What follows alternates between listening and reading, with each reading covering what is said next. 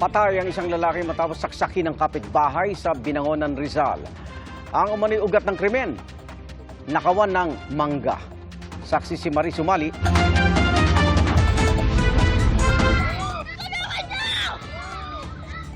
Kasabay ng mga sigaw ng paghingi ng tulong, ang walang tigil na pananaksak ng isang lalaki sa isa pang lalaki.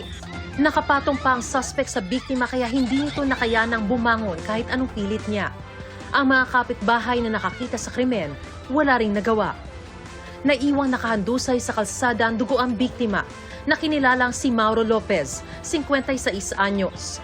Talagang sobrang sakit talaga. Sinaksak ng gusto, tapos tinabayo pa. Tapos tinalagyan pa, nasa video yan. Nangyari ang malagim na krimen bandang alas 11 ng umaga nitong May 18 sa sitio Sapa, Binangonan, Rizal.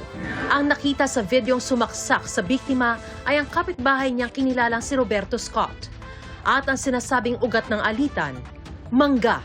Ito pong anak ng suspect po ay paulit-ulit nagnanakaw po ng bunga ng mangga sa kanilang tanim na yun po yung ikinagalit ng kanyang asawa na humantong po sa confrontation nung una, and then ito pong nangyari yung insidente ay inabangan na po yung biktima at doon na po pinagsasaksak ng ating suspect.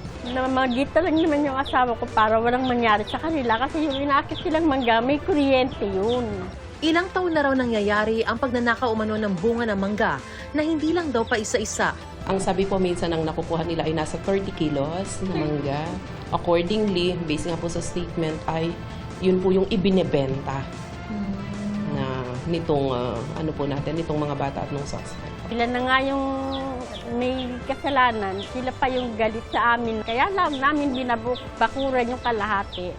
Dahil nga yung tao na yan, trespassing yan, madalas trespassing na. Sinusugod kami sa loob talaga.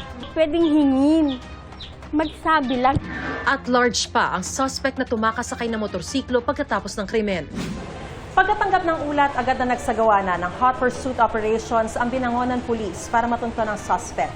Sinampahan na rin siya ng kasong murder sa piskalya. Pagdadala ng patalim, may intention ka na makasakit ng tao. Kung saan niya talaga po sinaksak yung tao na sa leeg na yun ay talagang ikamamatay ng tao. 5 saksak sa leeg ang tinamo ng biktima na kanyang ikinamatay. Pakiusap ko lang, karuling nakatarungan yung kamatayan niya. Para sa GMA Integrated News, ako si Mariz Umali ang inyo, saksi. Mga kapuso, sama-sama tayong maging saksi. Mag-subscribe sa GMA Integrated News sa YouTube at para sa mga kapuso abroad, samahan niyo kami sa GMA Pinoy TV at sa www.gmanews.tv.